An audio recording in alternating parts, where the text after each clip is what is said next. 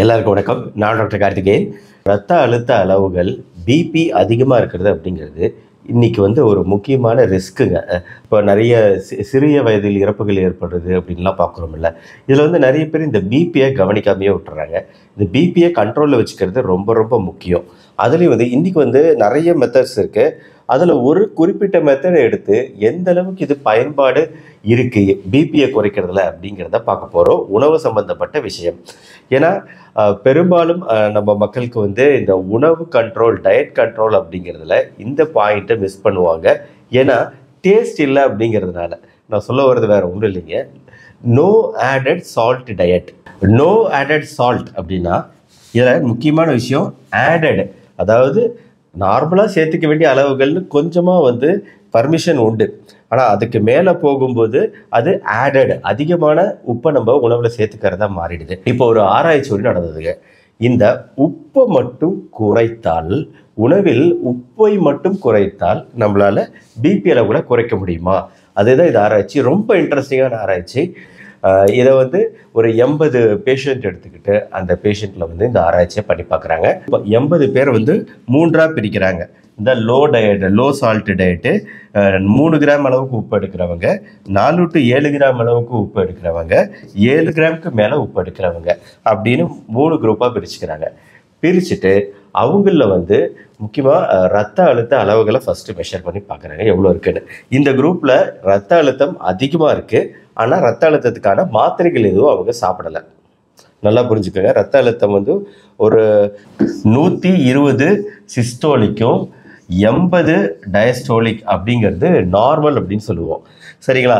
இப்போது இந்த ஸ்டடி, இந்த ஆராய்ச்சிக்குள்ளே வந்தவங்களாம் அவங்களோட ரத்த அழுத்த அளவுகள் 140க்கு மேலே இருக்குது, இல்லைன்னா 90க்கு மேலே இருக்குது. இந்த மாதிரி குரூப்பில் இருக்கிறவங்க பார்டரில் இருக்கிறாங்க. ஆனால் அவங்களுக்கு மாத்திரைகள் ஸ்டார்ட் பண்ணலை. ஸோ இந்த குரூப்பில் பல விஷயங்கள் பார்க்குறாங்க. இந்த 80 பேருக்குமே அவங்க அவங்களோட வயது என்ன, அவங்களோட உடல் எடை, உடல் பருமனாக இருக்காங்களா, குண்டாக இருக்காங்களா, ஒல்லியாக இருக்காங்களா, அவங்களோட கொலஸ்ட்ரால் அளவுகள், ஃபேட்ஸ், கொழுப்பு அளவுகள்லாம் எவ்வளோ இருக்குது அப்படிங்கிறதெல்லாம் முன்னாடி மெஷர் பண்ணுறாங்க. இந்த ஸ்டடி ஆரம்பிக்கிறதுக்கு முன்னாடியே, இந்த ஆராய்ச்சி ஆரம்பிக்கிறதுக்கு முன்னாடியே இதெல்லாம் பேஸ்லைன் டேட்டா எல்லாமே மெஷர் பண்ணிக்கிறாங்க. இந்த மாதிரி மெஷர் பண்ணுறது எதுக்காக அப்படின்னா, இந்த 80 பேரை இப்போ 3ஆக பிரிக்கிறோம் அப்படின்னா அவங்கள ஈக்குவலாக இருக்கணும். இப்போ எல்லா விஷயத்துலையும் அவங்க ஈக்குவலாக ஒத்து போகிற மாதிரி இருந்தால் தான் நம்ம உப்பு வச்சு பிபி குறையுதா, உப்பை நம்ம குறைக்கும் போது பிபி குறையுதா அப்படிங்கிறத மெஷர் பண்ண முடியுங்க. இதுதான் ஆராய்ச்சியில் பொதுவாக நம்ம எடுக்கக்கூடிய முக்கியமான ஒரு அளவுகோல், ஸ்டாண்டு. இந்த மிஸ் பண்ணிட்டோம் அப்படின்னா நம்மளால ஒருத்தருக்கு ஒருத்தர் மெஷர் பண்ணி பார்க்க முடியாது, இந்த குரூப்புக்கும் அந்த குரூப்புக்கும். ஏன்னா ஒரு குரூப்பில் உப்பு ரொம்ப குறைவாக எடுத்திருப்பாங்க. ஆனால் அந்த குரூப்பில் இருக்கிறவங்க நல்லா ஸ்மோக் பண்ணுறாங்க, குண்டாக இருக்காங்க. அப்படிங்கும்போது ஒரு ஆராய்ச்சியோட ரிசல்ட் என்ன வரும்? பிபி குறையலை அப்படின்னு வரும். அப்போ நம்ம என்ன நினைப்போம்? உப்புனால எந்த பெனிஃபிட் இல்லைன்னு நினைப்போம். ஆனால் என்ன ஆயிடுச்சு? ஒரிஜினலாக அங்கே உப்பு குறைவாக எடுக்கக்கூடிய குரூப்பில் நிறைய குண்டாக இருக்கிறவங்க, நிறைய புகைப்பிடிக்கிறவங்க இருக்கிறாங்க அப்படின்னு இருந்துச்சுன்னா நம்ம கிடைக்க வேண்டிய ரிசல்ட் கிடைக்காது. ஒன்று இந்த மாதிரி இருக்கும், இல்லைனா இன்னொரு பக்கம் மிகவும் ஒல்லியான, எந்த கெட்ட பழக்கமும் இல்லாதவங்க, ஆனால் உப்பு அதிகமாக எடுத்துக்கிறாங்க, 7 கிராமுக்கு மேலே எடுத்துக்கிறாங்க அப்படிங்கிற குரூப்பில் இருந்தாங்க வைங்க. அவங்களில் பிபி அளவுகள் குறையுது அப்படின்னு வச்சுக்கோங்க. அப்போ நம்ம என்ன நினைப்போம்? ஆஹா, இவங்க உப்பு அதிகமாக சாப்பிட்றாங்க, அப்பயும் இவங்களுக்கு பிபி அளவுகள் குறையுது. அப்போ என்ன அர்த்தம்? அப்போ உப்புக்கு எந்த பெனிஃபிட்டுமே கிடையாதுன்னு தானே அர்த்தம் அப்படின்னு நம்ம நினைப்போம் இல்லையா? இதை தடுக்கிறதுக்காக தான் நம்ம இந்த மாதிரி பண்ணுவோம். அந்த 80 பேரும் ஒரே மாதிரி இருப்பாங்க ஒவ்வொரு குரூப்லேயும், எல்லா விஷயத்துலையும். ஒரே ஒரு விஷயத்தை தவிர, அது உப்பு எடுக்கிறது. ஸோ இப்போ இந்த குரூப்பில் ஒரு 6 வாரம் தொடர்ந்து 6 வீக்ஸ், 6 வாரத்துக்கு இந்த நோ ஆடட் சால்ட் டயட்டை ஃபாலோ பண்ணுறாங்க. இந்த 3 குரூப்பும் 3 கிராம் எடுக்கிறவங்க low salt diet, 4 to 7 gram எடுக்கிறவங்க மாடரேட்டு, 7 கிராம் எடுக்கிறவங்க மேலே எடுக்கிறவங்க ஹை சால்ட் இன்டேக். இப்போது இந்த குரூப்பில் இந்த 6 வாரம் முடிவில் மீண்டும் ஒரு முறை ரத்த அழுத்தமை மெஷர் பண்ணி பார்க்குறாங்க. எவ்வளவு பிபி இருக்குது இந்த குரூப்பில் அப்படின்னு பார்க்கும்போது இந்த ஆராய்ச்சியோட ரிசல்ட் என்ன சொல்லுதுன்னா, மிகவும் இன்ட்ரெஸ்டிங்கான முடிவுகளை சொல்லுது. இது எப்படி பிபி அளவுகளை பார்க்குறாங்கன்னா அதையும் இந்த நேரத்தில் சொல்லிடுறேன். 24 hour அதாவது நம்ம உடம்புலயே பொருத்தப்பட்ட ஒரு கருவி இருக்கும். அதை வச்சு 24 மணி நேரமும் பிபி கண்காணிக்கப்படும். எதுக்காக இந்த பாயிண்ட் நான் சொல்றேன் அப்படின்னா, 24 மணி நேரத்துல நம்மளோட பிபிங்கிறது மாறிக்கிட்டே இருக்குங்க. காலை நேரத்துல, மத்தியான நேரத்துல, இரவு நேரத்துல, எல்லா சமயத்திலையும் இந்த பிபி அளவுகள் மாறுபாடு அப்படிங்கிறது இருந்துகிட்டே இருக்கும். அதனாலதான் வந்து நம்ம இந்த பிபியை வந்து 24 மணி நேரம் கண்டினியூஸா மானிட்டர் பண்றோம். இந்த 24 ஹவர் பிபி மானிட்டரிங் பண்ணினதுக்கு அப்புறம் நம்ம பிபி அளவுகளை மெஷர் பண்ணி பார்க்கும்போது 6 வாரம் கழிச்சு இந்த 2 பிபி அளவுகள் சொன்னோம் இல்லையா, சிஸ்டோலிக் பிபி, டயஸ்டோலிக் பிபின்னு. இந்த சிஸ்டோலிக் பிபி அப்படிங்கிறது 120 அப்படின்னு வச்சுக்கோங்களேன். இந்த 120ல இருந்து எவ்வளவு குறையுது அப்படின்னா, 120 வேணாம், பிபி அதிகமா இருக்கு அப்படிங்கிறதுனால 140 வச்சுக்குவோம். இந்த 140 மெர்க்குரி இருக்கிறவங்கள இந்த சிஸ்டோலிக் பிபி 6 வார முடிவுல எவ்வளவு குறையுதுன்னா 12.1 6.8 வரைக்கும் பிபி அளவுகள் வெறும் உப்பை குறைப்பதன் மூலம் மட்டுமே குறையுதுங்க. நம்மளால வந்து 140 128க்கு கொண்டு வர முடியுது பிபியை வெறும் உப்பை குறைப்பதன் மூலமாக. அதே மாதிரி இப்போ டயஸ்டோலிக் இன்னொரு பிபி இருக்கு பார்த்தீங்களா, அது வந்து 90 மெர்க்குரி இருக்கு அப்படின்னு வைங்களேன். அது எவ்வளவு குறையுது அப்படின்னா 11.1 அப்படிங்கிறதுல இருந்து 5.9 வரைக்கும் மீன் பிபி அளவுகள் குறையுது. அதாவது 90லேருந்து 11 குறைஞ்சிச்சுன்னா 79. அப்போ வந்து பிபி பார்டர் லைன் இருந்த பிபி இப்போ நார்மல் ஆயிடுச்சுன்னு அர்த்தம்.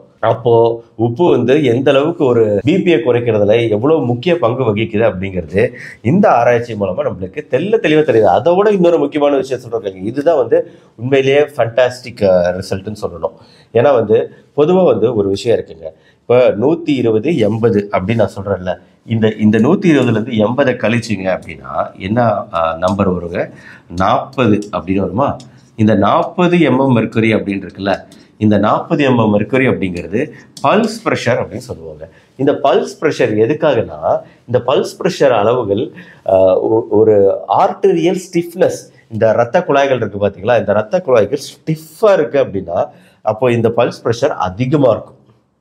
இப்போ வந்து 140 90 நான் இந்த பிபி இருக்கிறவங்கள சொன்னேன்ல, 140 90 அப்படின்னா 140 - 90 எவ்வளோங்க, 50 மெர்க்குரி.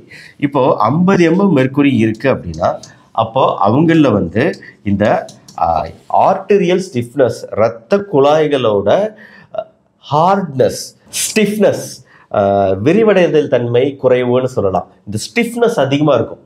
இந்த ஸ்டிஃப்னஸ் அதிகமாக இருந்தால் என்ன ஆகுங்க, அந்த இடத்துல அடிபட்டு அந்த இடத்துல வந்து கொழுப்புகள் படிச்சு அதுதான் ஹார்ட் அட்டாக்கு ஒரு ப்ராப்ளம் ஆகுது.